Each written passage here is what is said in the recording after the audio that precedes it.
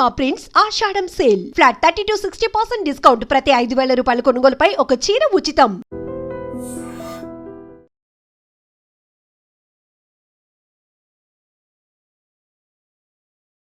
రోజులు గడిచిపోతున్నాయి.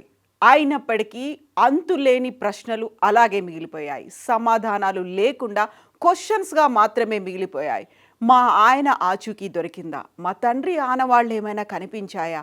మా అబ్బాయి ఎముకలు కనీసం బూడిదైనా మాకు అందిస్తారా?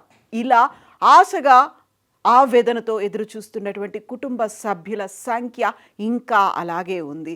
సిగాచి ఇండస్ట్రీస్ పాశమైలారంలో జరిగినటువంటి దుర్ఘటన భారీగా ప్రాణ నష్టాన్ని మిగిల్చింది. అయితే ఎలా జరిగింది అనేది ఒక పెద్ద క్వశ్చన్ మార్క్ అయితే ఎంతమంది మరణించారు అనేది కూడా ఇంకొక అతిపెద్ద క్వశ్చన్ మార్క్గా మిగిలిపోయింది. ఇప్పటికైతే అఫీషియల్గా 37 మంది చనిపోయారని చెప్తున్నప్పటికీ అది 40 దాటింది అనేది నిన్న రాత్రి వరకు అందినటువంటి సమాచారం. ఎంతమంది మరణించారు, 5 అయితే మిస్ అయ్యారు అనేది అఫీషియల్గా తెలుస్తున్నటువంటి లెక్కని బట్టి ఉంది.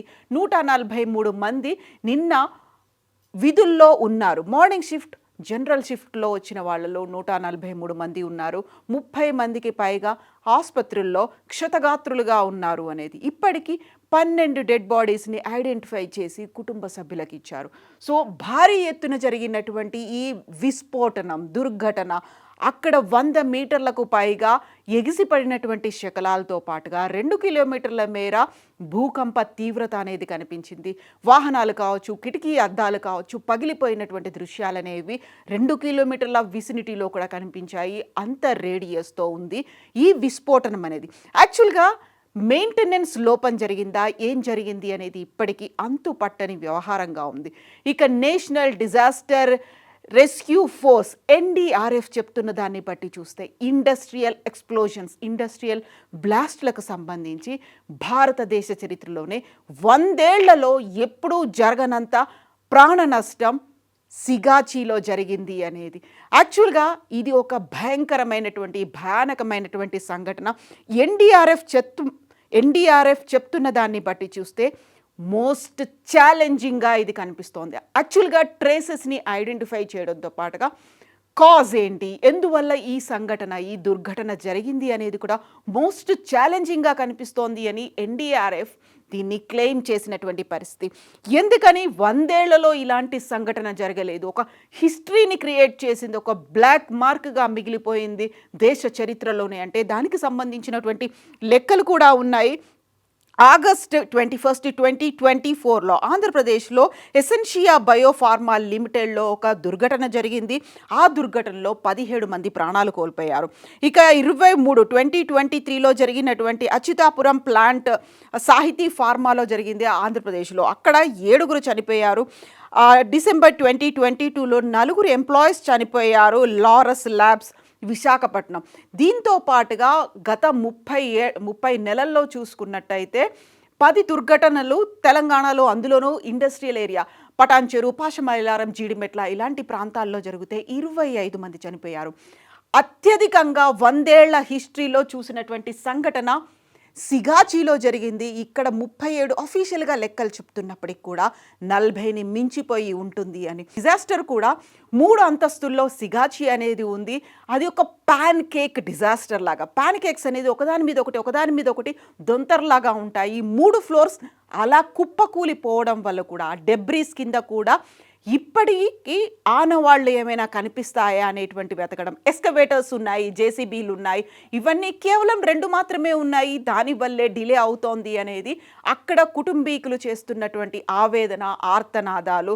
మా భర్త ఏమయ్యాడు, కొడుకు ఏమయ్యాడు, తండ్రి ఏమయ్యాడు, కనీసం బూడిదైనా ఇస్తారా? అలాంటి సిచ్యువేషన్ రావడానికి కారణం ఏంటి? రియాక్టర్లలో పేలుడు జరిగిందా, లేకుంటే మెయింటెనెన్స్ లోపం ఉందా, లేకపోతే సరైనటువంటి ఎక్విప్మెంట్ లేదా, మేనేజ్మెంట్ లేదా, సేఫ్టీ సెక్యూరిటీ పాటించలేదా? దీంతో పాటుగా ఫైర్ సేఫ్టీకి సంబంధించి NOC తీసుకున్నారా లేదా? బోల్డని క్వశ్చన్స్ అయితే ఉన్నాయి. అయితే అక్కడే 2 దశాబ్దాలుగా వర్క్ చేస్తున్నటువంటి ఒక పర్సన్ రాజనాల, తను వాళ్ళ అబ్బాయి ఇచ్చినటువంటి కంప్లైంట్ నేపథ్యంలో పోలీసులు కేసు బుక్ చేశారు. అయితే సిగాచికి సంబంధించినటువంటి యాజమాన్యం కావచ్చు, మేనేజింగ్ డైరెక్టర్లు కావచ్చు, ఇక్కడ ఉన్న వాళ్ళెవరు ఇప్పటికీ కనిపించకుండా పోయారు? ఏమయ్యారు? ఎందుకు అబ్స్కాండ్ అయిపోయారు అనేది కూడా ఇంకొక బిగ్ క్వశ్చన్ మార్క్. సిగాచీకి అంతర్జాతీయ స్థాయిలో అతిపెద్ద పేరుంది. 9001 to 2025 అనేటువంటి మార్క్స్ ఏవైతే ఉంటాయో, ఒక సర్టిఫికేషన్స్ ఏమైతే ఉంటాయో, గోల్డెన్ స్టాండర్డ్స్ని మెయింటైన్ చేస్తుంది అనేది సిగాచీకి ఉన్నటువంటి పేరు. ఎంసీసీ ఉత్పత్తికి సంబంధించి భారతదేశంలోనే సిగాచి నెంబర్ 1గా ఉంటుంది. అక్కడ ఉన్నటువంటి లేటెస్ట్ టెక్నాలజీ కావచ్చు, సొల్యూషన్స్, రిఫైన్డ్ సొల్యూషన్స్ తయారు చేయడంలో ఎంసీసీకి ఉత్పత్తి చేయడంలో సిగాచి నెంబర్ 1 ప్లేస్లో ఉంది. అలాంటి సిగాచికి ఇప్పుడు 2 రోజుల క్రితం జరిగినటువంటి సంఘటనలో ఒక మచ్చ ఏర్పడింది. ఆల్మోస్ట్ 40కి పైగా దేశాల్లో ఈ ఉత్పత్తుల్ని ఎక్స్పోర్ట్ చేస్తుంది. సో ఒక బ్లాక్ మార్క్ పడడంతో షేర్ మార్కెట్లో వరుసగా 3వ రోజు కూడా సిగాచీవి పతనమైనటువంటి దృశ్యం అయితే కనిపిస్తోంది. అయినప్పటికీ కూడా సిగాచి యాజమాన్యం ఏమైపోయారు? ఇక మనం ఇంతకుముందు చెప్పుకున్నట్టుగా అక్కడ ఉన్నటువంటి కొన్ని కేస్ స్టడీలు చూస్తే, వైఫ్ అండ్ హస్బెండ్, ఆంధ్రప్రదేశ్కు చెందినటువంటి వైఫ్ అండ్ హస్బెండ్, ఇదే సిగాచీలో పనిచేసే వాళ్ళు నిఖిల్ అండ్ శ్రీరమ్య 2 నెలల క్రితమే ప్రేమించి పెళ్లి చేసుకున్నారు. పెద్దలని ఒప్పించలేకపోయినందున వాళ్ళంతటా వాళ్లే 2 నెలల కింద పెళ్లి చేసుకున్నారు. తను యాక్చువల్గా జనరల్ షిఫ్ట్లో ఉండాల్సినటువంటి శ్రీరమ్య మార్నింగ్ షిఫ్ట్లోనే జాయిన్ అయింది. ఆ తర్వాత నిఖిల్ నైట్ షిఫ్ట్లో ఉన్నారు. సో ఇద్దరూ అదే ప్రాంతంలో, అదే సమయంలో, అదే బిల్డింగ్లో అక్కడే వర్క్ చేస్తున్నారు. క్వాలిటీ కంట్రోల్ బిల్డింగ్ ఎక్కడైతే కొలాప్స్ అయిందో, ఎక్కడైతే డ్యామేజ్ జరిగిందో ఆ బిల్డింగ్లోనే ఇద్దరు పనిచేస్తున్నారు. ఈ నవవధువులు ఇద్దరు చనిపోయినటువంటి సంఘటన యాక్చువల్గా పేరెంట్స్కి చెప్పినప్పటికీ వాళ్ళు ఒప్పుకోలేదు. ఆ నేపథ్యంలోనే వాళ్ళే అక్కడున్నటువంటి ఎమ్మెల్యే సహాయంతో ప్రేమించి పెళ్లి చేసుకున్నారు. ఆషాఢ మాసం తర్వాత పెద్దల్ని ఒప్పించి ఒక రిసెప్షన్ లాగా అఫీషియల్గా అనౌన్స్ చేద్దామనుకునే లోపే నిఖిల్ అండ్ శ్రీరమ్య చనిపోయినటువంటి సంఘటన. దీంతో పాటుగానే ఇంకొక 7 నెలల గర్భిణి పూజ, బీహార్ నుంచి వచ్చినటువంటి పూజ, తన భర్త మాయమైపోయారు, మిస్ అయిపోయారు, ఎక్కడున్నారు, ఏ కండిషన్లో ఉన్నారు, కనీసం బూడిదైనా మిగులుతుందా లేదా అనేటువంటి కండిషన్లో పూజ ఎదురు చూస్తోంది. పూజకి సంబంధించి భర్తతో పాటుగా ఇంకొక 2 కుటుంబ సభ్యులు కూడా మరణించారు. యాక్చువల్గా ఈ ముగ్గురు 5 నెలల క్రితమే హైదరాబాద్కు వచ్చారు. సిగాచీలో కాంట్రాక్ట్ వర్కర్స్గా జాయిన్ అయిపోయారు. 5 నెలల్లో ఒక ఉత్పాతం అనేది జరిగింది. కుటుంబాన్ని మొత్తం కుంగదీసింది. భర్త ఆచూకీ తెలియక పూజ ఇప్పుడు అక్కడ ఎదురు చూస్తోంది. కళ్ళల్లో నీళ్లు కూడా ఇంకిపోయినటువంటి పరిస్థితి అక్కడ కనిపిస్తోంది. యాక్చువల్గా ఇలాంటి సంఘటన యాక్సిడెంట్గా జరగలేదు. ఇది జరగబోతోంది అనేది మేము ముందు నుంచి ఎక్స్పెక్ట్ చేస్తున్నాము. ఈ నేపథ్యంలోనే సిగాచి కంపెనీకి, ఆ యాజమాన్యానికి కంప్లైంట్ చేస్తూ వస్తున్నాము, వాళ్ళకి ముందు నుంచి మెన్షన్ చేస్తున్నాము, చెప్తూ వస్తున్నాము. అయినప్పటికీ కూడా దాన్ని పట్టించుకోలేదు అని ఒక పోలీస్ కంప్లైంట్ అయితే చేశారు. యాక్చువల్గా ఎందుకని పట్టించుకోలేదు? అంతర్జాతీయ స్థాయి ప్రమాణాలు ఉన్నాయి. 60కి పైగా ప్రొడక్ట్స్ చేస్తున్నారు. 1990లోనే హైదరాబాద్లో పాషమైలారంలో సిగాచి ఇండస్ట్రీస్ ఏర్పాటు చేశారు. ఎంసీసీలో నెంబర్ 1 ప్రొడక్షన్ ఉంది. మొన్న జరిగినటువంటి ఈ దుర్ఘటనలోనే తెలంగాణలో 6,000 మెట్రిక్ టన్నుల ఉత్పత్తి, ప్రతి సంవత్సరం 6,000 మెట్రిక్ టన్నుల ఉత్పత్తిని సిగాచి చేస్తోంది. సో అక్కడ ప్రొడక్షన్కి దెబ్బపడింది. ఎట్ ద సేమ్ టైం ప్రాణ నష్టం, ఆస్తి నష్టం జరిగింది. 90 రోజులు మేము ఈ ప్లాంట్ని మూసివేస్తున్నాము అని సిగాచి అయితే అనౌన్స్ చేసింది. దెన్ వాట్ అబౌట్ అక్కడ మిస్ అవుతున్నటువంటి ప్రాణాలు? ఇప్పటికీ అయితే అక్కడ ఎముకల గూడు కాదు కదా, బూడిద కూడా మిగిలిన పరిస్థితుల్లో 50 వరకు డిఎన్ఏ శాంప్లింగ్ కోసం 50 డిఎన్ఏ శాంప్లింగ్స్ తెలంగాణ ఫోరెన్సిక్ డిపార్ట్మెంట్కి వచ్చాయి. ఇప్పుడు డిఎన్ఏ అంటే కుటుంబ సభ్యుల రక్తాన్ని సేకరిస్తారు. అక్కడ ఉన్నటువంటి డెడ్ బాడీస్లో ఉన్నటువంటి మిగిలిపోయిన ఎముకలు ఏమైనా ఉన్నాయా, లేకపోతే దంతాలు, వాటి నుంచే ఇప్పుడు డిఎన్ఏ శాంప్లింగ్ చేయాల్సినటువంటి పరిస్థితి. ఎలా ఉన్నారో తెలియదు, ఎవరో ఐడెంటిఫై చేసుకోలేని పరిస్థితి. అక్కడ కంప్లీట్గా ముద్దలుగా ఉడికిపోయినటువంటి సిచ్యువేషన్లో ఇక బూడిద తప్ప ఇంకేమీ ఆనవాళ్లు కనిపించని పరిస్థితుల్లో ఎలా ఐడెంటిఫై చేస్తారు? ఎవరిని ఎప్పుడు హ్యాండ్ ఓవర్ చేస్తారు? 143 మంది ఉంటే అందులో కేవలం 5గురు మాత్రమే మిస్సింగ్ అనేటువంటి ఒక లెక్కలైతే కనిపిస్తున్నాయి. ఆ 5గురు ఆ బిల్డింగ్లో కాకుండా ఇంకేదైనా బిల్డింగ్లో ఉంటారేమో అనేటువంటి ఒక అనుమానంతో పాటుగా ఆ 5గురు రిపోర్ట్ చేయలేదేమో అనేటువంటి ఇంకొక అభిప్రాయం కూడా వస్తుంది. బట్ ఆ 5గురు శిథిలాల్లో ఉన్నారా, లేకుంటే ఈ బ్లాస్ట్లో బూడిదగా మిగిలిపోయారా? బోల్డని క్వశ్చన్ మార్క్స్ ఉన్నాయి. అయినప్పటికీ సిగాచి ఇండస్ట్రీస్ యాజమాన్యం ఇప్పటికీ ఎందుకు స్పందించడం లేదు? సో నష్టపరిహారానికి సంబంధించి అయితే సిగాచి పేలుడు జరిగినటువంటి వెంటనే ఒక స్టేట్మెంట్ని రిలీజ్ చేసింది. మేము అన్ని ప్రమాణాలు పాటిస్తున్నాము, ఇన్సూరెన్స్ కూడా ఉంది, ఇన్సూరెన్స్ డబ్బులను కూడా చెల్లిస్తాము మరణించిన వారికి అనేది. అయితే ఇక్కడే అతి కీలకమైనటువంటి ఒక పరిస్థితి అనేది మనం అబ్జర్వ్ చేయాల్సిన అవసరం ఉంది. మండే ఎక్కువ పని ఉంటుంది కాబట్టి రెగ్యులర్ ఎంప్లాయీస్, రెగ్యులర్ వర్కర్స్ కాకుండా ఎక్స్ట్రా కాంట్రాక్ట్ బేసిస్ మీద మిగిలిన వాళ్ళని తీసుకొచ్చారు.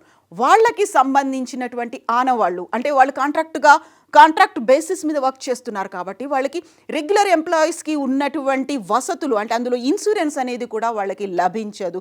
రెగ్యులర్ ఎంప్లాయీస్ అయితే ఫోన్లను కూడా క్యారీ చేయొచ్చు, లోపలికి తీసుకెళ్ళొచ్చు. అయితే కాంట్రాక్ట్ ఎంప్లాయీస్కి సంబంధించి ఫోన్లని బయటే హ్యాండ్ ఓవర్ చేసి వెళ్ళాలి. సో అందులో ఉన్నటువంటి ఒక 10 మంది పర్సన్స్ ఫోన్లు అయితే బయట ఉన్నాయి, ఆ 10 మంది పర్సన్స్ మిస్ అవుతున్నారు. మరణాలు సంభవించాయి. కేంద్ర ప్రభుత్వం, రాష్ట్ర ప్రభుత్వం, ఎవరైతే మైగ్రెంట్ వర్కర్స్ ఇతర రాష్ట్రాల నుంచి వచ్చారో వాళ్ళకి ఆ రాష్ట్ర ప్రభుత్వాలు కూడా నష్టపరిహారాన్ని అనౌన్స్ చేశాయి. దెన్ వాట్ అబౌట్ సిగాచి ఇస్తున్నటువంటి నష్టపరిహారం? ఇవ్వాల్సినటువంటి నష్టపరిహారం కేవలం వాళ్ళ రెగ్యులర్ ఎంప్లాయీస్కి మాత్రమే ఇస్తారు తప్ప ఈ కాంట్రాక్ట్ వర్కర్స్కి ఇవ్వరు. అలాంటప్పుడు వాళ్ళకి నష్టాన్ని భర్తీ చేసేది ఎవరు? కేంద్ర ప్రభుత్వం 2 లక్షలు, ఆ తర్వాత తక్షణ సహాయం కింద 1,50,000 రూపాయలు, క్షతగాత్రులకి 50,000, ఆ రాష్ట్రాల నుంచి వచ్చినటువంటి ఎంప్లాయీస్కి, మైగ్రెంట్ వర్కర్స్ కోసం 2 లక్షలు ఒక్కొక్క రాష్ట్రం అనౌన్స్ చేసినప్పటికీ ₹1 కోటి నష్టపరిహారం ఇవ్వాలని రాష్ట్ర ప్రభుత్వం సీఎం రేవంత్ రెడ్డి సిగాచికి ఆదేశాలు జారీ చేసినప్పటికీ వాళ్ళ దగ్గర నుంచి ఇప్పటికీ రిప్లై రాలేదు, ఆన్సర్ రాలేదు. మోర్ ఓవర్ ఈ ప్రమాదం జరగబోతోంది, ఇలాంటి మెయింటెనెన్స్ లోపాలు ఉన్నాయని ముందు నుంచి హెచ్చరిస్తున్నటువంటి పర్సన్స్ వాళ్ళు చెప్తున్నటువంటి మాటని సిగాచి యాజమాన్యం ఎందుకని పట్టించుకోలేదు? సో మొత్తం అంతా ప్రతిదీ అక్కడ నిర్వహణ లోపం అనేది కనిపిస్తోంది, నిర్లక్ష్యం అనేది కనిపిస్తోంది, మెయింటెనెన్స్ లోపాలు ఉన్నాయి. ఎట్ ద సేమ్ టైం మెషినరీకి సంబంధించి ప్రాపర్ హ్యాండ్లింగ్ చేయలేదు. డిసెంబర్లోనే మెషినరీ మెకానిజానికి సంబంధించి ఇన్విజిలేషన్ అయినప్పటికీ కూడా జూన్ 30న ఈ ప్రమాదం ఎందుకు సంభవించింది? తీసుకొచ్చినటువంటి సరికొత్త ఎక్విప్మెంటు, లేటెస్ట్ టెక్నాలజీని హ్యాండిల్ చేసేటువంటి మ్యాన్ పవర్ లేకపోవడం. యాక్చువల్గా రియాక్టర్లో ధ్వంసం జరిగిందా, బ్లాస్ట్ అయిందా, ఫర్నేస్లో అయిందా, ఎయిర్ కంప్రెషన్ ఎక్కువైందా, బ్లాకేజెస్ అయ్యాయా, హై టెంపరేచర్ వల్ల ఇది జరిగిందా? అన్ని బిగ్గెస్ట్ క్వశ్చన్ మార్క్స్, $1 మిలియన్ క్వశ్చన్లుగా మిగిలిపోయాయి. సిగాచి స్పందించాల్సినటువంటి అవసరం ఉంది. సో ఇటువైపు ఎవరైతే బాధిత కుటుంబాలు ఉన్నారో వాళ్ళకి కనీసం తమ ఆప్తులు, తమ కుటుంబ సభ్యులకు సంబంధించి ఆనవాళ్లు కూడా ఇవ్వాల్సినటువంటి అవసరం ఉంది. ఓవరాల్గా ఒక నిర్లక్ష్యం, ఒక నిర్లిప్తత ఇంతమంది ప్రాణాలు తీసింది. ఎంతమంది? అది కూడా ఒక పెద్ద క్వశ్చన్ మార్క్. వీటన్నిటికీ ఆన్సర్స్ రావాల్సినటువంటి అవసరం ఉంది. యాక్చువల్గా వ్యూవర్స్గా మీరేమనుకుంటున్నారు? ఎందువల్ల ఈ ప్రమాదం జరిగి ఉంటుందని మీరు భావిస్తున్నారు? కామెంట్స్ రూపంలో తెలియజేయండి. నిజంగా ప్రస్తుతం ఉన్నటువంటి సమాజం దేనికి ప్రయారిటీ ఇస్తుంది? ఆర్థిక సంబంధాల చుట్టూ మాత్రమే తిరుగుతోంది. మళ్ళీ ఎన్నికలంగానే చాలా విరక్తి కలుగుతున్నాం. మంచి అనిపిస్తుంది కదా, లేడీస్ కూడా ఛాలెంజింగ్ జాబ్స్ చేసినప్పుడు చాలా బాగుంటది. ట్రాఫిక్ అసిస్టెంట్స్ గా నియమించిన ట్రాన్స్జెండర్స్ అందరితో సాల్యూట్ చేయించుకుంటున్నారు. ఫుడ్ డెలివరీ ఇవ్వటానికి వెళ్ళినటువంటి డెలివరీ బాయ్ అనిల్ పై కళ్ళ ముందు పెళ్ళండుకోండి.